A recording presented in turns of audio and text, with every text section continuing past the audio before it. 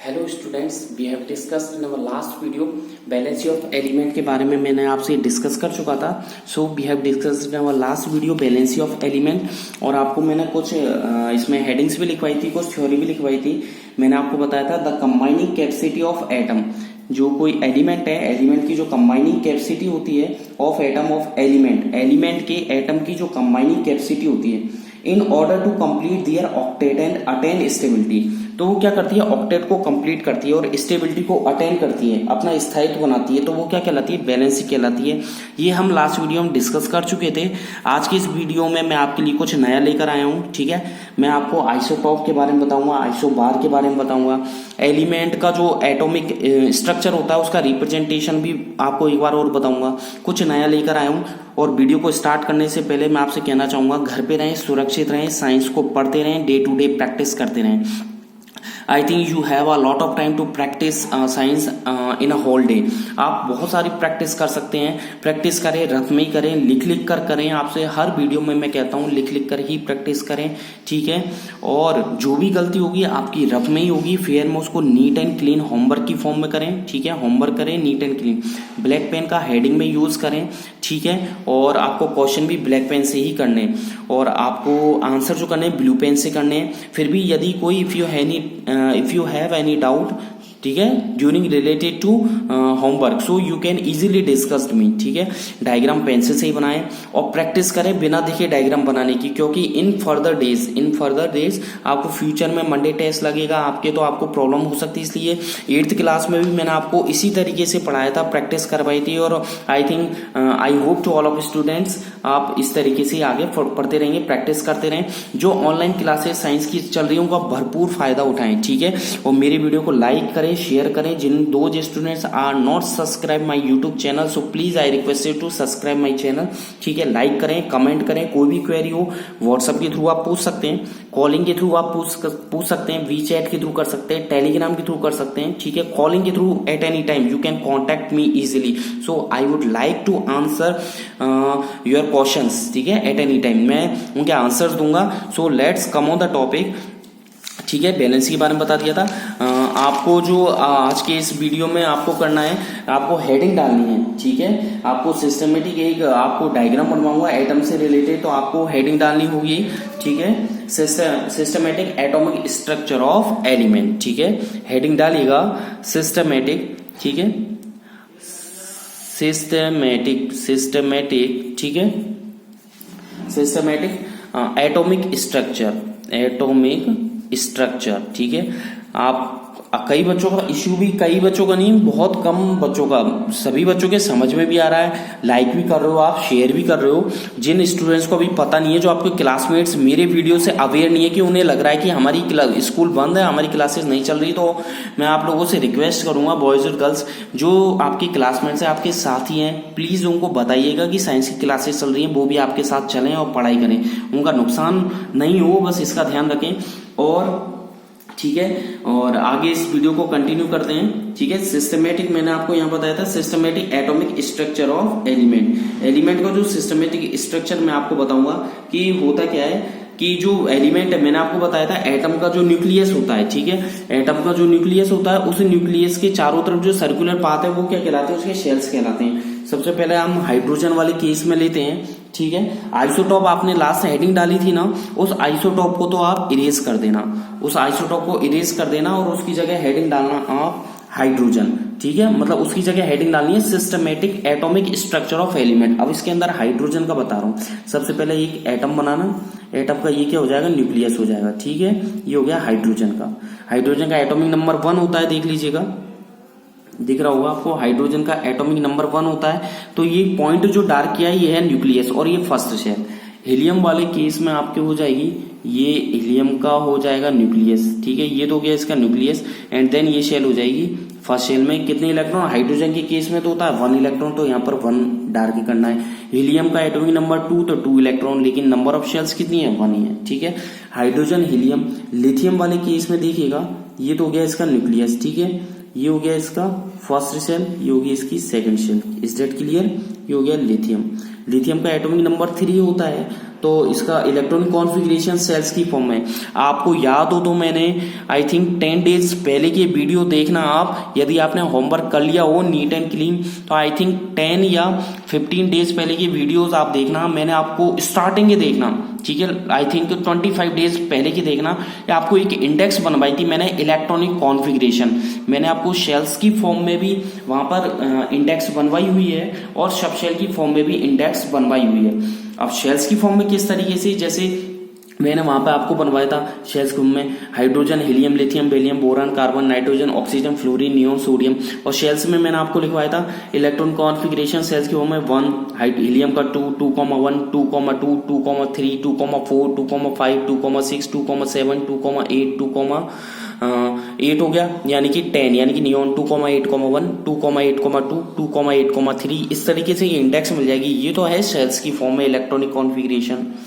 एक इंडेक्स मैंने आपको बनवाई थी सबशेल की फॉर्म में, सबशेल कैसे, SPDF की फॉर्म में, ठीक है, वो कैसे, जैसे 1s1, 1s2, ठीक है, 1s2, 2s1, 1s2, 2s2, 1s2, 2s2, 2p1, 1s2, 2s2, 2p2, 1s2, 2s2, 2p3, 1s2, 2s2, 2p4, 2p5, 2p6, इस तरीके से कंटिन्यू होगा। तो दो इंडेक्स दिखेगी आपको, एक तो शेल्स की फॉर्म में, एक सब शेल्स की फॉर्म में, उनको याद कर लीजिएगा, प्रैक्टिस कर लीजिए। तो शेल्स की फॉर्म में जो इंडेक्स है उसको देखना, लिथियम का एटॉमिक नंबर 3 तो 2,1, तो फर्स्ट शेल में 2 इलेक्ट्रॉन और लास्ट शेल में हो जाएगा 1 इलेक्ट्रॉन। इज दैट क्लियर, इनको बोल्ड कर देना, ठीक है।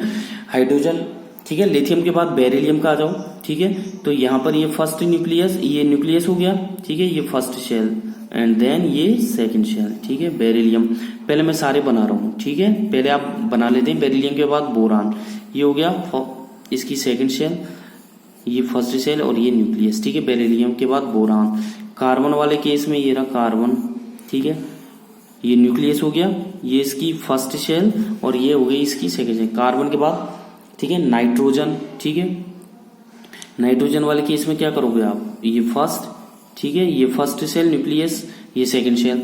नाइट्रोजन के बाद ऑक्सीजन, ठीक है, ऑक्सीजन वाले केस में ये रहा, ठीक है, और ये आपके न्यूक्लियस हो गया, ये फर्स्ट सेल, ये सेकंड सेल, ये होगा ऑक्सीजन के बाद फ्लोरीन, ठीक है, फ्लोरीन का इस तरीके से बना दिया मैंने, ठीक है, इज दैट क्लियर। ये हो गया इसका न्यूक्लियस, ठीक है, ये फर्स्ट है, सेकंड सेल, ये हो गया फ्लोरीन, ठीक है। फ्लोरीन के बाद आ जाएगा नियोन, तो नियोन वाले केस में आप क्या करोगे, इस तरीके से बना लिया, ठीक है, इस तरीके से हो गया, ये हो गया नियोन। Is that clear. तो क्या हो गया, lithium, beryllium, boron, carbon, nitrogen, oxygen, fluorine, neon. Is that clear. आगे चलते हैं। बेरिलियम का एटॉमिक नंबर 4 है, तो फर्स्ट शेल में 2 electron and then second shell में भी 2 electron. Is that clear. Boron का 5 होता है एटॉमिक नंबर 2,3, फर्स्ट शेल में 2 इलेक्ट्रॉन, सेकंड शेल में 3 electron, 1, 2 and 3 electron. Is that clear. Carbon वाले केस में देखिए, फर्स्ट शेल में ये 6 होता है एटॉमिक नंबर, तो फर्स्ट शेल में 2 इलेक्ट्रॉन और सेकंड शेल में आगे 4 इलेक्ट्रॉन, 1, 2, 3, ठीक है, and 4। Is that clear. Carbon के बाद नाइट्रोजन वाले केस में देखिएगा आप, नाइट्रोजन का एटॉमिक नंबर 7 होता है 2,5, तो फर्स्ट शेल में 2 इलेक्ट्रॉन, ठीक है, सेकंड शेल में first, second and third and then fourth and then 5, ठीक है। 7 का मतलब 2,5 हो गया।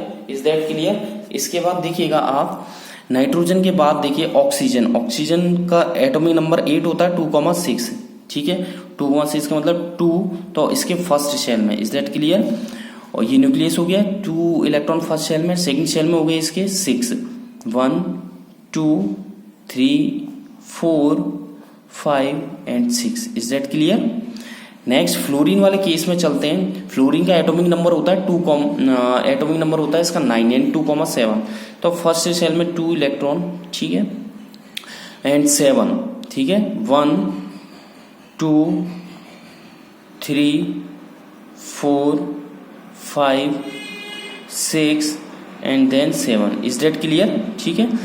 फ्लोरीन के बाद नियोन, जो कि क्या होती है, एक रेयर गैस होती है, नोवल गैस होती है, इनका आउटर मोस्ट शेल भरा हुआ होता है। मैं पहले भी आपको बता चुका हूं, जितनी भी नोवल गैसेज है उनका आउटर मोस्ट शेल फुलफिल रहता है, ना तो इलेक्ट्रॉन को गेन कर सकती है ना इलेक्ट्रॉन को रिलीज कर सकती है। कौन कौन सी होती है, helium, neon, organ, krypton, xenon, radon. Again I repeat, helium, neon, organ, krypton, xenon, radon, इनका आउटर मोस्ट शेल भरा हुआ रहता है, ना इलेक्ट्रॉन को रिसीव कर सकती है, ना रिलीज कर सकती है, ना तो गेन कर सकती है, ना ही लूज कर सकती है, ठीक है, लॉस कर सकती है। और इनका जो ना तो एक कटायन की फॉर्म में, ना आनायन की फॉर्म में, ना तो कटायन बनाती है ना आनायन बनाती है, ठीक है। और इन पर अम्ल क्षार का कोई इफेक्ट नहीं होता, वायु, जल जैसा एयर का, वाटर का, एसिड का, बेस का कोई भी इफेक्ट नहीं होता रेयर केसेस पर, ठीक है। और इनका जो प्रेशर होता है, मतलब ये एक रिएक्टिविटी शो करती है, ठीक है, रिएक्टिविटी शो करती है। इनकी अपनी स्पेशलिटी होती है क्योंकि ये एक अलग अलग जगहों से मिली होती है। जैसे रेयर गैसेस क्यों नाम है इनका, क्योंकि ये रेयर है, इस यूनिक है यानी कि इस ब्रह्मांड में। और इनका जो मिला है, ये जो जहां से मिली है वो एक रेयर प्लेसेस से मिली है, ठीक है। फ्लोरीन का हो गया, नियोन पे आ जाइए 2,8, तो सेकेंड शेल में 2 इलेक्ट्रॉन एंड नेक्स्ट शेल में 1 2 3 4 5 6 7 and then 8। Is that clear? चलो जी, ये आपके systematic atomic structure of elements थे, ठीक है। यहां तक आपके क्लियर हो गया। अब आपको फिर भी मैं समझा देता हूं यदि कोई डाउट रहता है। जैसे लिथियम का है, लिथियम का एटॉमिक नंबर होता है 3, ठीक है। शेल्स की फॉर्म में इलेक्ट्रॉन कॉन्फ़िगरेशन होता है 2,1। तो देखिए 2,1 यानी कि ये न्यूक्लियस है। फर्स्ट शेल कौन सी हुई, सेकेंड शेल कौन सी हुई, लास्ट वाली। जो बाहर की शेल है उसे आउटर मोस्ट शेल बोला जाता है। लिथियम के केस में 2 shells are present in lithium. In case of lithium elements 2,1 and in this example you watch, ठीक है, in videos the outermost shell is known as the जो वैलेंस शेल, ठीक है, जो बाहर की शेल है सबसे बाहर की देखिएगा, इसमें टोटल ही 2 शेल है, तो सबसे बाहर की कौन सी है, 1 वाली है। यानी कि इसकी वैलेंस शेल में या आउटर मोस्ट शेल में कितने इलेक्ट्रॉन है लिथियम के में, 1। तो देखिए फर्स्ट शेल में 2 इलेक्ट्रॉन लिथियम के केस में, ठीक है, और लास्ट शेल में 1 इलेक्ट्रॉन। अब आपको सोडियम वाला केस दिखाता हूं, यदि जिसमें कितनी शेल्स हो, 3 शेल्स हो। तो आ जाइए सोडियम वाले केस में। सोडियम वाले केस में देखना, ये न्यूक्लियस हो गया, ठीक है, ये फर्स्ट शेल। अब यहां पर लिख देता हूं मैं पहले, ठीक है, यहां लिख देता हूं सोडियम। देख लीजिए सोडियम का एटॉमिक नंबर लिख दिया Z कितना हो गया, 11। तो इलेक्ट्रॉन कॉन्फ़िगरेशन 2,8,1 ये होता है। तो यानी कि 3 शेल्स है सोडियम में। कितनी शेल्स है, 3 शेल्स है। ओके, क्लियर है। इसके बाद देखिएगा सोडियम का एटॉमिक नंबर कितना हो गया, Z 11। तो फर्स्ट शेल, ठीक है, ये हो गई इसकी second shell. Is that clear? And 1 shells और बना देता हूं, इसकी थर्ड शेल हो जाएगी, ठीक है। Is that clear? सोडियम का हो गया 3 शेल्स होगी, तो फर्स्ट शेल में 2 इलेक्ट्रॉन है, ये हो गई इसकी 2 इलेक्ट्रॉन, ठीक है, क्लियर है। आगे आ जाइए, सेकंड शेल में 8 इलेक्ट्रॉन, फर्स्ट 1 2, ठीक है, 3 4 5 6 7 8, क्लियर है। 1 2 3 4 5 6 7 8 ये सोडियम की सेकंड शेल में। थर्ड शेल में 1 इलेक्ट्रॉन, ठीक है। तो अब मैं ये पूछना चाह रहा हूं, आई वुड लाइक टू से, ये कहना चाह रहा हूं कि 2,8,1 जो इलेक्ट्रॉनिक कॉन्फ़िगरेशन है सोडियम का शेल्स की फॉर्म में, इसकी आउटर मोस्ट शेल कौन सी होगी? तो बिना देखे आंख बंद करके भी इसका आंसर दे सकते हैं आप। जो बाहर की शेल्स है वो आउटर मोस्ट शेल होती है। आउटर का मतलब है बाहर, सबसे बाहर की शेल को आउटर मोस्ट शेल के नाम से जाना जाता है। जैसे कि सोडियम के केस में how many shells are present in case of sodium, there are, you watch, आप देख रहे हैं, there are 3 shells are present in sodium element, ठीक है, सोडियम एटम बोल सकते हैं। 2,8,1 तो first shell, second shell, third shell. First shell में 2 इलेक्ट्रॉन, सेकंड शेल में 8 इलेक्ट्रॉन एंड थर्ड शेल में 1 इलेक्ट्रॉन। तो टोटली कितनी शेल्स है इसमें, 3 शेल्स है। तो यानी कि इसकी आउटर मोस्ट शेल हो गई 1, ठीक है। और बैलेंस शेल पूछे आपको तो सबसे लास्ट की बैलेंस शेल है। बैलेंस शेल वही होती है जिसमें से वो इलेक्ट्रॉन को लेता है और देता है, गेन करता है और लॉस करता है। तो ये लास्ट शेल में से गेन करेगा या लॉस करेगा, ठीक है, डिपेंड करता है उसके नंबर्स ऑफ इलेक्ट्रॉन पर। तो 1 इलेक्ट्रॉन को रिलीज कर देगा, रिलीज करने पर सोडियम कटायन, क्योंकि ध्यान रखना इलेक्ट्रॉन को कोई भी न्यूट्रल एटम यदि इलेक्ट्रॉन को रिलीज करे, when an neutral atom releases minimum one electron, minimum कितना इलेक्ट्रॉन, 1 इलेक्ट्रॉन। कोई भी न्यूट्रल एटम यदि इलेक्ट्रॉन को रिलीज करे और कितना रिलीज करे, मिनिमम 1 इलेक्ट्रॉन रिलीज करे, तो वो किसका फॉर्मेशन करता है, कटायंस बनाता है। क्या बनाता है, कटायंस। और कोई भी न्यूट्रल एटम इलेक्ट्रॉन को गेन करता है, कोई भी neutral atom, when any neutral atom gains minimum 1 electron, 1 electron ले सकता है और 1 से ज्यादा भी ले सकता है। मिनिमम 1 की बात हो रही है। राहुल जी सर यहाँ पर मिनिमम 1, राहुल सर आपको मिनिमम 1 इलेक्ट्रॉन के लिए कह रहे हैं कि कोई भी न्यूट्रल एटम मिनिमम 1 इलेक्ट्रॉन को गेन करता है तो अनायन बनाता है, और मिनिमम 1 इलेक्ट्रॉन को रिलीज करता है तो कटायन बनाता है। अब मिनिमम 1 तो करेगा ही, 1 से ज्यादा कितने भी कर सकता है, रिलीज करेगा कटायन का फॉर्मेशन करेगा, ठीक है, और गेन करेगा तो अनायन का फॉर्मेशन करेगा। तो एक क्वेश्चन आपको लिखवाऊंगा बाद में, the size of the cation is less than its corresponding atom why, tell us. इसे समझाइए हमें कि कटायन का साइज अपने करस्पॉन्डिंग एटम से छोटा क्यों होता है। ठीक है, जैसे यहां पर सोडियम है, ठीक है, और मैं कर दूं सोडियम प्लस, 1 इलेक्ट्रॉन रिलीज कर देगा ना ये। मान लीजिए इस केस में इलेक्ट्रॉन माइनस कर दूं मैं, -1 इलेक्ट्रॉन लिख दिया मैंने। कितना लिख दिया, देख लीजिए, -1 इलेक्ट्रॉन लिख दिया, यहां पर लिख दिया ना। तो इस केस में क्या हो जाएगा, 2,8, तो ये हो जाएगा सोडियम प्लस, ठीक है, ये होगा सोडियम। तो इस कटायन, ये हो गया सोडियम कटायन, क्या बन गया, सोडियम कटायन। इसका साइज अपने करस्पॉन्डिंग एटम, कौन सा है, सोडियम से छोटा होता है, क्यों, ये क्वेश्चन बनता है। एक क्वेश्चन बनेगा, why is the size of anion, anion का जो साइज है वो अपने करस्पॉन्डिंग एटम से बड़ा होता है, क्यों, why is the size of anion is greater than its corresponding atom why, tell us. इसे बताइए, समझाइए। तो 2 क्वेश्चन आपको मैं करवाने जाऊंगा अभी, लेकिन उसके पहले आपको कुछ चीजें पढ़ा देता हूं। ये क्वेश्चन आंसर चैप्टर 4 चल रहा है। Chapter 3 atoms and molecules has been completed from Rahul sir की तरफ से। चैप्टर 3 कंप्लीट हो चुका है। आप इनको पढ़ते रहें, घर पे रहें, सुरक्षित रहें, साइंस को पढ़ते रहें। और हर संडे, अपकमिंग संडे, जो अब संडे आने वाला है, एक बात तो कहना चाहूंगा कि हर संडे, मतलब जो भी संडे आता है उसको, जो लास्ट वीडियोज आपने देख लिए, महीने भर के वीडियो, 10 दिन पहले के, 20 दिन पहले के, 25 डेज अगो या बिफोर 28 डेज, रिपीट करके देखिएगा। अपनी होमवर्क को, मतलब जो होमवर्क करते हो उसको एक बार रिकॉल कर लीजिए। रिकॉल करने से आपको पहले की चीजें याद रहेंगी। होता क्या है कि मेमोरी वो आपकी स्टोर तो कर रही है, आपका माइंड भी एक सीपीयू की तरह स्टोर तो कर रहा है, लेकिन उसे क्लियर करना भी जरूरी है। क्लियर का मतलब जो क्लियर हो गया उसे एक साइड रख दीजिए, कुछ नया सीखते हैं। अब आप कुछ नया सीख रहे हैं, दिन पे दिन, डे टू डे आपको नया सीखने को मिल रहा है साइंस में, इसलिए पुराने को, संडे को रिपीट करें, उसकी प्रैक्टिस करें। Let's come on the topic. Heading डालिएगा आइसोटॉप, आइसोटॉप्स, ठीक है। आइसोटॉप को बोलते हैं समस्थानिक, लिख लीजिएगा, हिंदी में तो लिखने की जरूरत नहीं है, खैर, ठीक है। समस्थानिक आपको लास्ट वीडियो में डिस्कस कर चुका था मैंने, स्पेलिंग लिख लो ISOTOPS। समस्थानिक का क्या होता है, एटॉमिक नंबर तो होता है सेम, बट एटॉमिक मास होता है।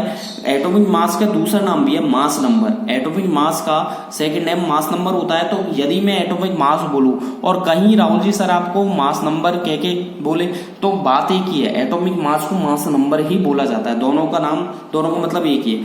तो आइसोटॉप क्या होते हैं, जिनका एटॉमिक नंबर सेम होता है बट उनका जो मास होता है वो डिफरेंट होता है, ठीक है। तो आप इसमें लिखिएगा, थ्योरी लिखवा देता हूं आपको, इसमें लिखिएगा आइसोटॉप्स, ठीक है।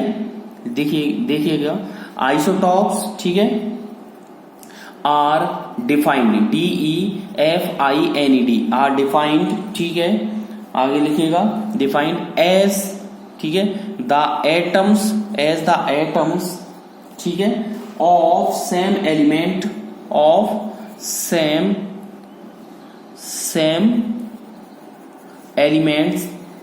एलिमेंट, ठीक है, हैविंग, HAVING, हैविंग। अगर आपको मेरी लिखने में प्रॉब्लम है, जैसे कई 2-4 स्टूडेंट्स कह रहे थे सर थोड़ा लिखने में, तो लिखने में बेटा क्या होता है, वीडियो बहुत लेंदी हो जाता है, लेकिन आप मेरे वर्ड्स पे, मेरे लिरिक्स, मेरे शब्दों को पकड़ें। कई बार क्या होता है, मैंने जैसे यहाँ बोला सिस्टमेटिक, मैंने लिख दिया SYS, ठीक है, SYS TEMATIC सिस्टमेटिक, तो मैंने लिखा SYSTE, लेकिन मैं बोलूंगा तो इसे पूरा ही बोलूंगा सिस्टमेटिक। मैं स्पेलिंग भी बोलता हूं, तो आप मेरे वर्ड्स पर, मेरे शब्दों पर ध्यान दे करके होमवर्क करें, ठीक है।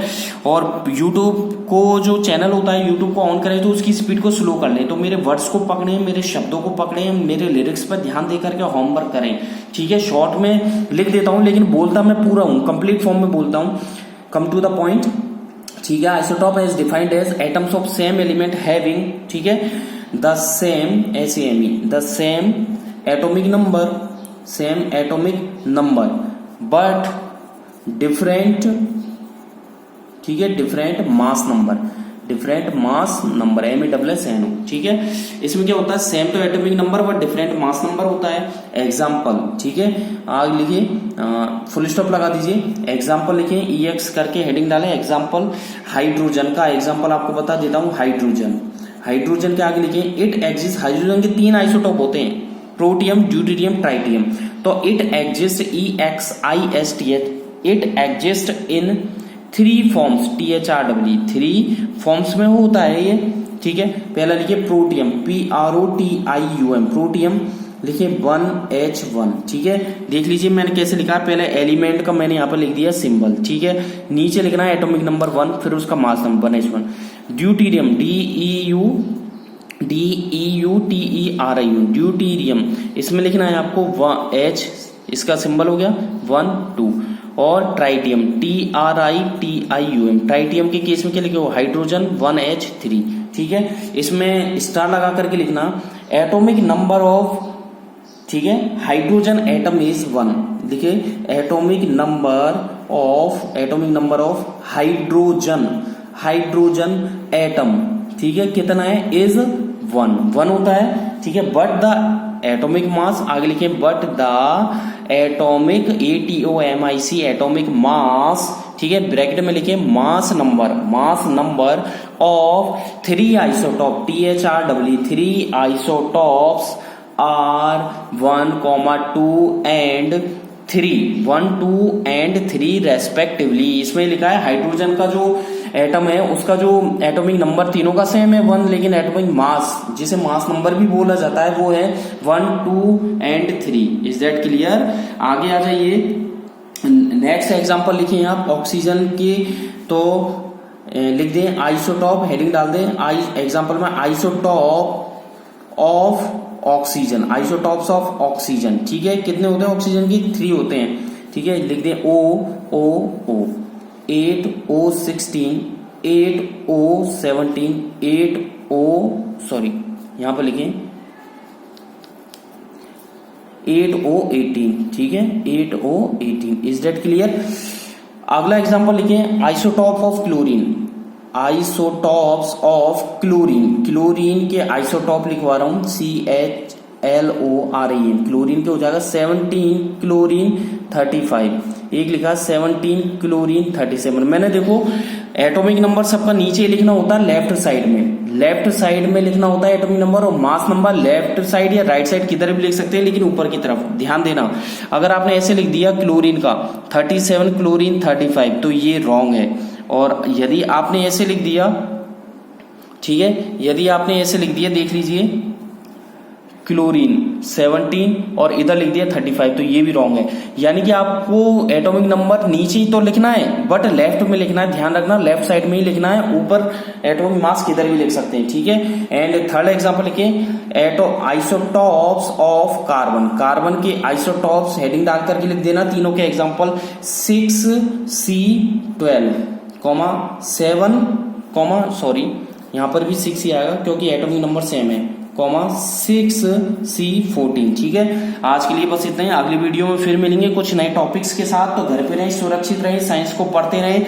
हेडिंग डाल दीजिएगा, अगली वीडियो में पढ़ाऊंगा, मैं बताऊंगा आपको reason for fractional, FRACTIONAL, fractional atomic masses, MASSES, masses of elements, ठीक है। आज के लिए बस इतना ही, नेक्स्ट वीडियो में फिर मिलते हैं। Thank you, bye bye.